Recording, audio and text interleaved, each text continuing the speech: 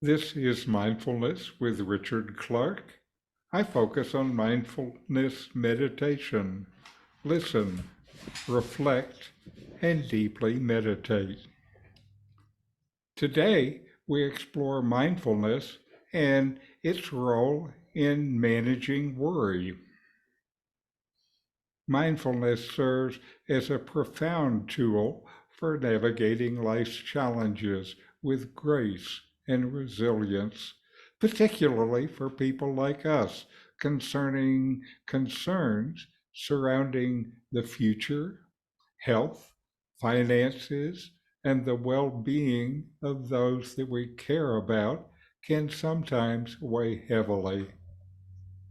However, through mindfulness, you can learn to confront these worries with clarity, acceptance, and inner peace. In its essence, mindfulness invites us to anchor ourselves in the present moment with openness, curiosity, and non judgment. It beckons us to observe our thoughts, feelings, body sensations, and surrounding environment without becoming entangled or reacting impulsively. Through consistent practice, mindfulness affords us a deeper understanding of our inner landscape, empowering us to respond to life's tribulations with greater skillfulness. Using mindfulness to address worries necessitates a profound awareness of our thoughts, emotions, and body sensations related to these concerns. So let's look into how mindfulness serves as a support in alleviating worry. First is recognizing patterns. Mindfulness illuminates the recurring patterns of worry by bringing awareness to the accompanying thoughts and emotions. Through this heightened awareness, you can begin to discern the onset of anxious spirals regarding the well being of yourself and your friends, be it concerns regarding health, finances, or overall happiness.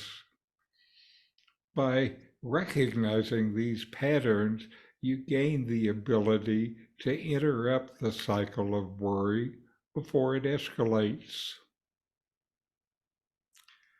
Two is creating space. Mindfulness bestows upon us the gift of distance from our worries, enabling us to observe them from a place of objectivity. Rather than succumbing to anxious thoughts, we learn to witness them with curiosity and without judgment. This spacious awareness allows for a response to worries with heightened clarity and discernment, free from the grip of fear or distress. Next is acceptance. Mindfulness fosters an environment of acceptance regarding our worries as natural facets of the human experience. Instead of futilely attempting to suppress or evade them, you learn to acknowledge these worries with kindness and compassion. Through accepting our worries without judgment, their intensity gradually diminishes, allowing us to hold them with greater ease. Next is grounding in the present moment. Mindfulness serves as an anchor in the tumultuous sea of worries, redirecting our focus from future uncertainties or past regrets. When concerns arise, our regarding our life and elders and people we care about, grounding ourselves in the present moment through attention to our breath, bodily sensations, and immediate surroundings provides solace. By remaining present in this moment, we safeguard against the peril of catastrophic thinking or rumination. These are both about the past or the future. With mindfulness, we stay in the moment. Non-attachment. Non-attachment stands as a formidable ally in the battle against worry, offering a shift in perspective that loosens anxiety's grip. Thus, perspective can change from what do I lack to gratitude for what you have. Breaking the cycle of clinging. Worry often stems from our attachment to specific outcomes or desires. Non-attachment invites you to release these attachments, acknowledging the impermanent and unpredictable nature of life. By relinquishing the need for circumstances to conform to our expectations, we liberate ourselves from the cycle of worry. Embracing impermanence. Non-attachments entails embracing the transient nature of all things, including worries. Recognizing that worry, like all mental phenomena, arises and dissipates, fosters a sense of equanimity. Rather than being engulfed by worry's intensity, we observe it with curiosity, knowing it will eventually wane. Worries come, worries go. Cultivating detachment. Non-attachment does not denote apathy, rather, it cultivates a healthy detachment from the outcomes of our action. By redirecting our focus to the present moment and actionable steps, we liberate ourselves from the burden of excessive worry, fostering clarity, creativity, and resilience. Next is finding freedom in acceptance. Non-attachment intertwines with radical acceptance, prompting us to embrace whatever arises with compassion rather than resistance. This acceptance empowers us to confront worries with wisdom, knowing we possess the inner fortitude to navigate life's challenges. And last is living with openness and trust. Non-attachment beckons us to embrace life's unfolding with openness and trust in the inherent benevolence of existence. Releasing the need to micromanage every facet of our life, we surrender to the natural rhythm of the universe, secure in the knowledge that we are supported by a greater reality. In conclusion, mindfulness offers a holistic approach to alleviating worry, nurturing self-awareness, acceptance, presence, resilience, and compassion. There are many mindful ways to help you deal with worries, many ways. By integrating mindfulness into our lives, we cultivate the inner resources necessary to navigate concerns regarding our life with clarity, calmness, and compassion. Mindfulness provides a holistic approach to resolving worry by promoting self-awareness, acceptance, presence, resilience, and compassion. By integrating mindfulness into your life, you can develop the inner resources needed to navigate worries with greater clarity, calm, and compassion. And now we're going to have a guided mindfulness meditation for investigating worry.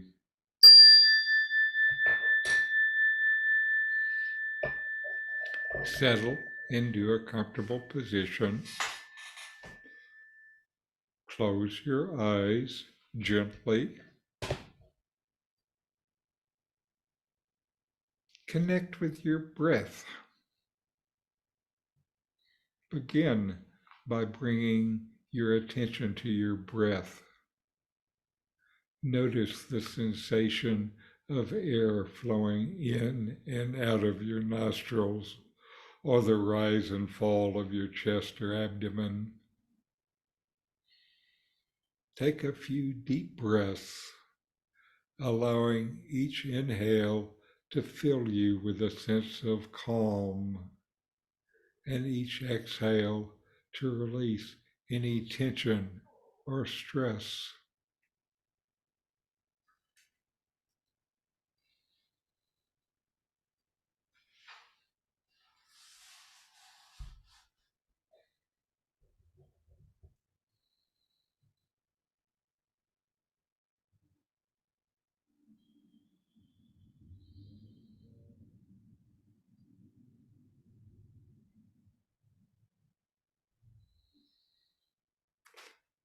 Now a body scan.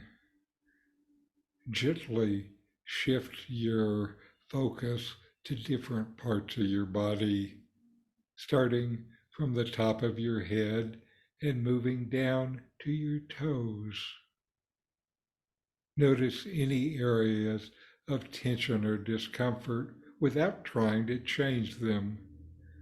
Simply observe with curiosity and acceptance, allowing your breath to soften and soothe these areas.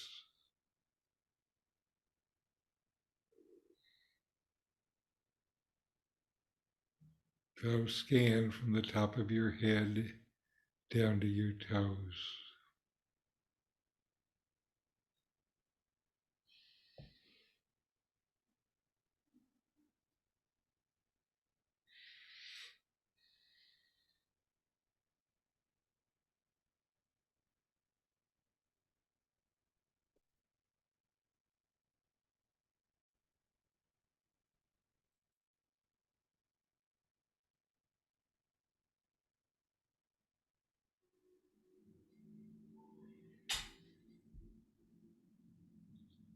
Now,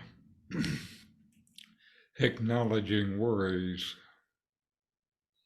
As you continue to breathe mindfully, gently acknowledge any worries or concerns that arise in your mind. Remember one if you have to.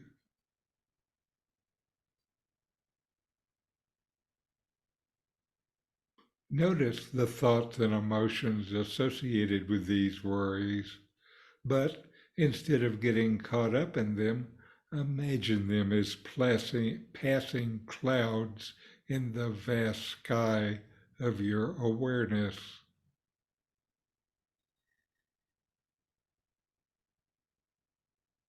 Allow them to drift by without clinging to them or pushing them away.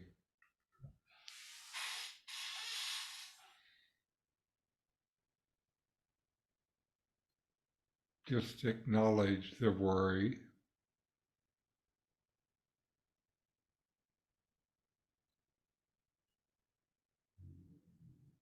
and let it pass like a cloud.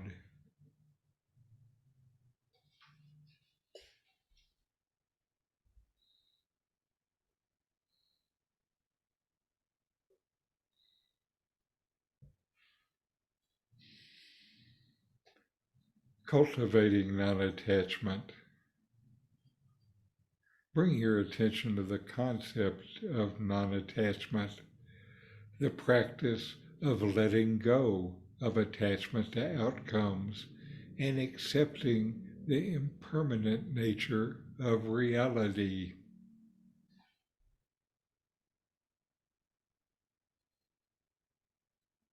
Visualizing yourself releasing your grip on your worries, allowing them to dissolve into the spaciousness of your awareness.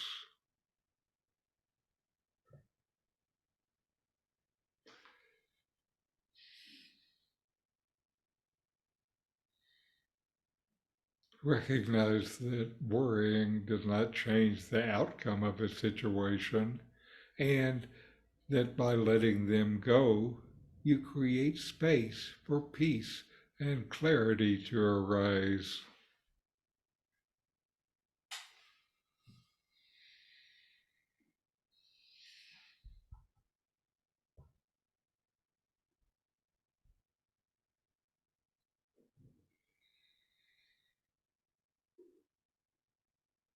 Embracing impermanence. Reflect on the transient nature of life and the constant flux of experience. Just as worries come and go like passing clouds, so too do all phenomena arise and pass away. Allow yourself to rest in the flow of this impermanent reality, knowing that nothing lasts forever and that each moment offers an opportunity for growth and transformation.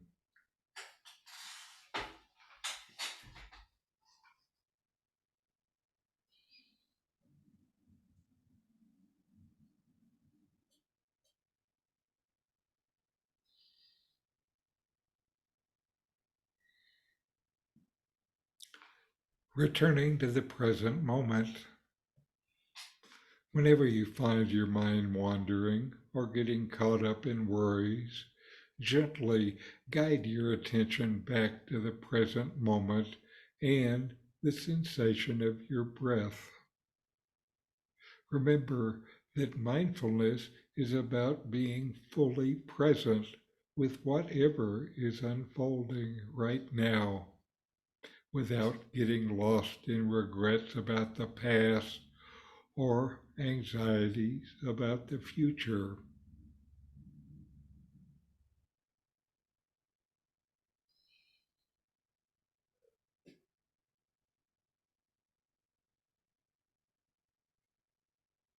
Take a few more deep breaths, feeling grateful for this opportunity to practice mindfulness and cultivate non attachment. When you're ready, slowly open your eyes and carry the sense of calm and clarity you've cultivated to the rest of the day.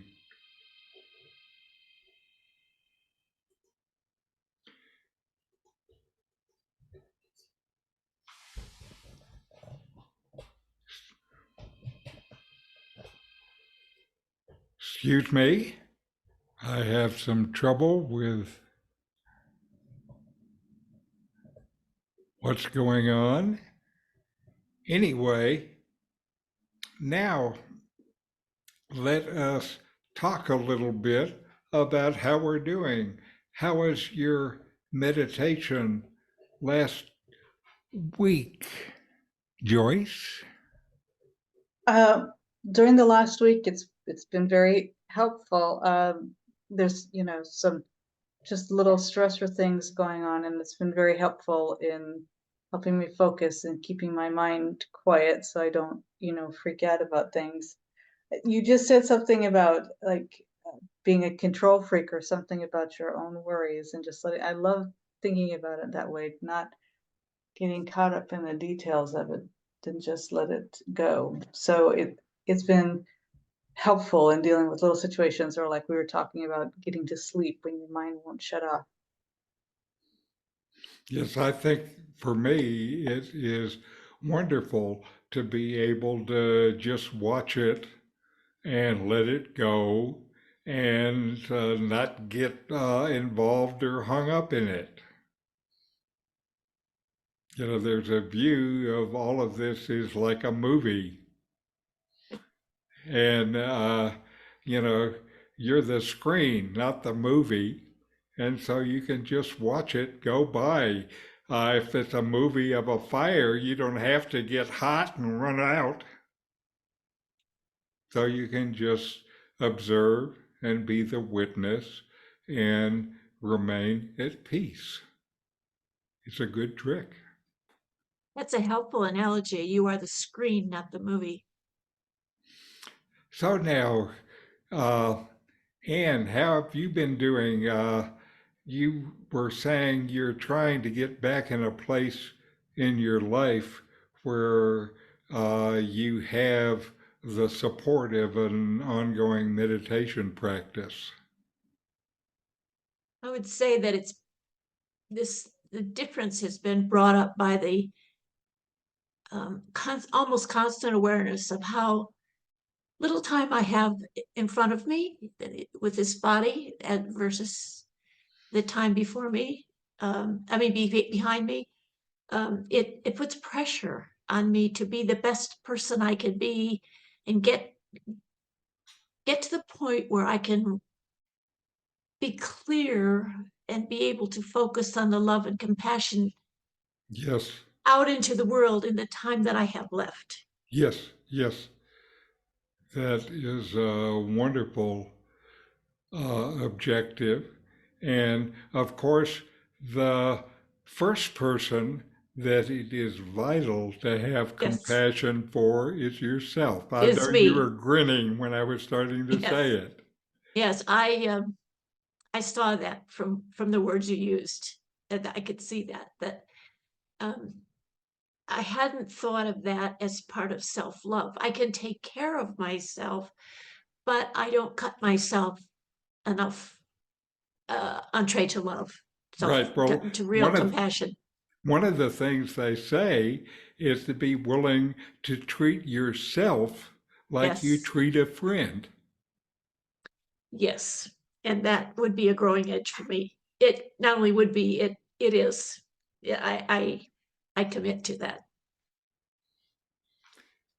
Anyway, it's I am so glad you're here, and together we work on these things and practice these things together. And what I feel like these sessions do is they kind of encourage each of us to just keep the practice going. Yes, And uh, the benefits, the biggest benefits, really come from this sustained practice. And one of the things that's happening with sustained practice is you actually are rewiring your brain to be happy. and yes, and that's not an analogy. It is a fact. Right, It is rewiring. I right. I totally get that. They talk about neuroplasticity, Hmm. and we use neuroplasticity in our meditation. And the way that it works is when we're meditating, then there's a part of our brain mechanism that knows it's been used. And at night, when you sleep and rest, your brain rebuilds those parts that are used the most. Hmm. Yeah. Would you say that it also helps create the connections that you've discovered in the previous few hours? Yes, yes, absolutely. That's part of it. Those connections are the one of the parts of the brain. There are two parts of the brain. If to oversimplify it, you have some cells that are the processing cells, but what you have the most of are connections. And Really?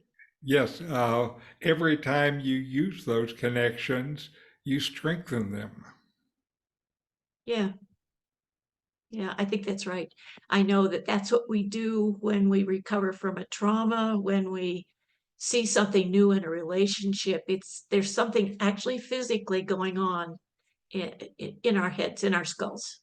Uh-huh. And I So when you are mindful and in the present moment and you feel joy, then your neuroplasticity wires your brain for joyfulness.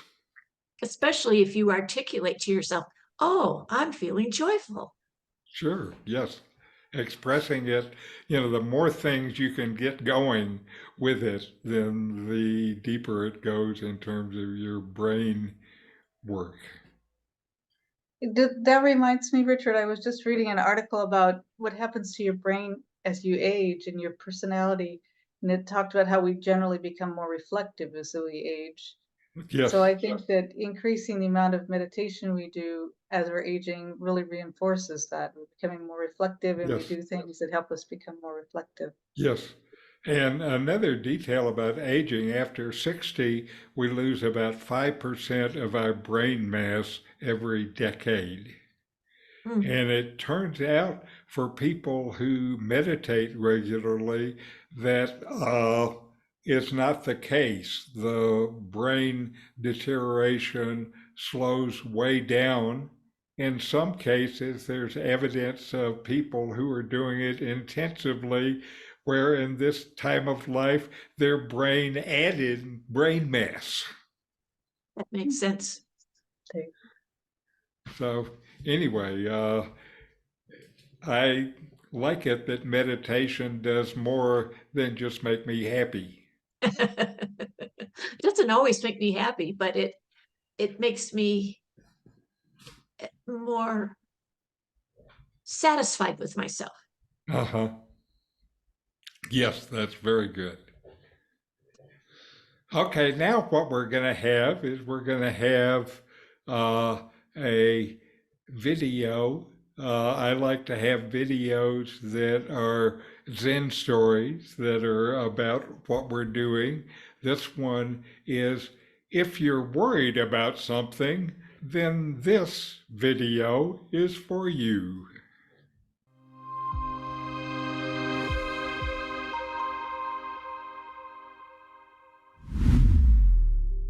Once upon a time, a king organized an event in his kingdom in which artists from all over the country was called to show their skill. In those artists, a magician also came to show his skill. But before the turn of the magician, many other magicians came and showed their magics. Now, the magician got a little confused as to what kind of magic he should show to the king. Then he decided that he will show something different so that the king and everyone else would be surprised. When his turn came, he made the king's crown disappear with his magic. As soon as he disappeared king's crown, all the people started laughing. But the king considered it as an insult to him. The king felt ashamed in front of the people without the crown. He got furious and ordered the magician to be arrested and sentenced to death on the seventh day. As soon as the magician's wife heard this news, she came to see her husband in jail and started weeping. But the magician was very optimistic. He consoled his wife and said, "Why are you crying? There are still 6 days left. Spend these 6 days happily, because anything can happen in these 6 days." The wife felt that her husband has gone mad at the news of his death. She would come every day, and every day magician would tell her not to panic and be happy. Eventually, the day of the death penalty came. The magician became sad and started crying. When the king asked him the reason for his crying, the magician said, "Your Majesty, I am not afraid of death, because after all, one day everyone has to die.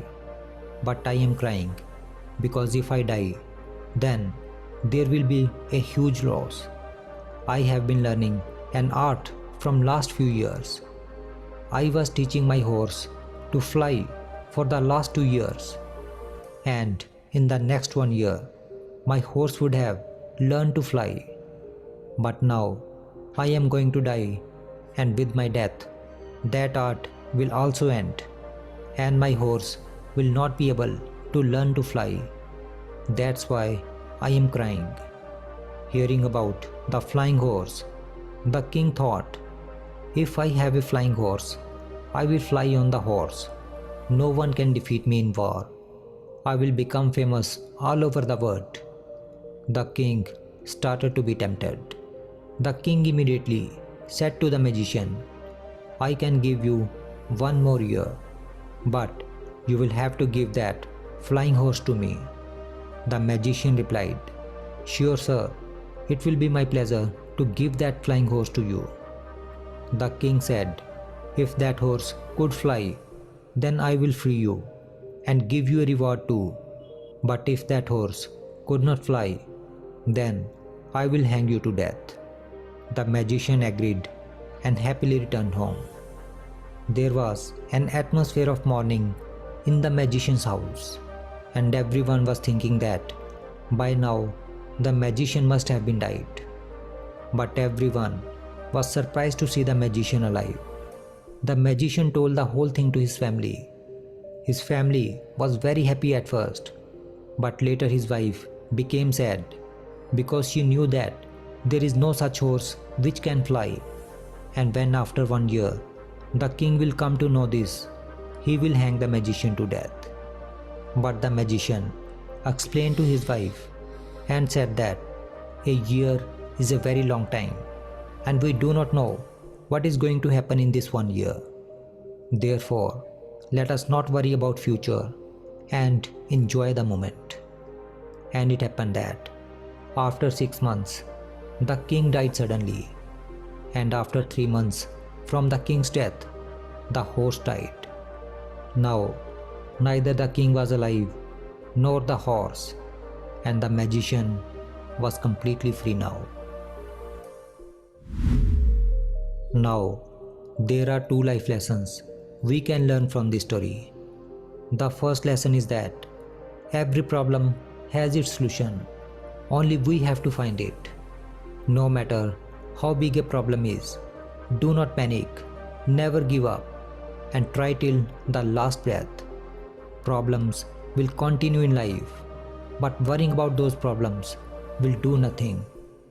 And the second lesson is that never worry about your future, because future is uncertain. You never know what is going to happen in the next moment. Then why not to think positive about our future and be happy, rather than thinking negative about our future and be unhappy.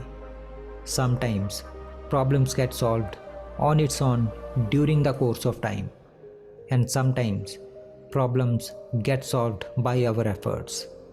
But the important thing is to be optimistic about our future and enjoy the present moment.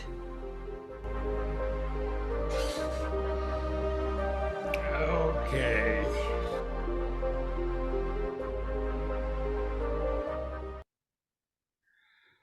So now we are going to meditate for a bit. Mindfulness is present moment awareness, paying attention on purpose in the present moment, non-judgmentally. Fully receive whatever is experienced, then let it go. And as you breathe in, feel your breath. And as you breathe out, feel your breath. Breathing in, feel the energy fill your body. Breathing out, feel the tension leaving your body. Feel the calm.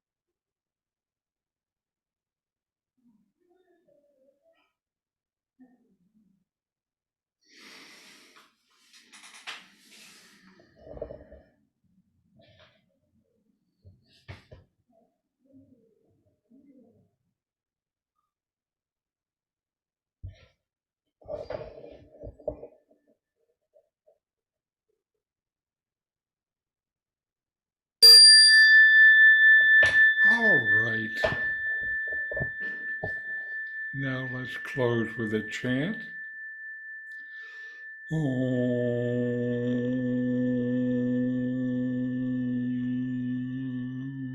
Shanti, Shanti, Shanti. Om. Peace, peace, peace.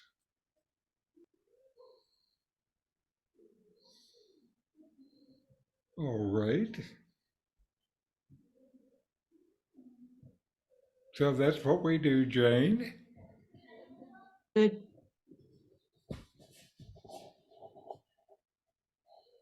Good.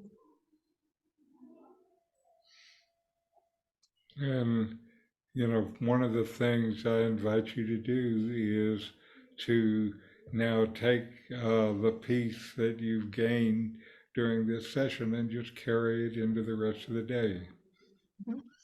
And weak. Yes. Profound. Yeah.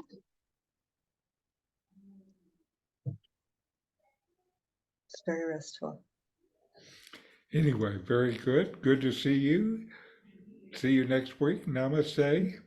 Namaste. Namaste. Thank you, Richard. Gracias.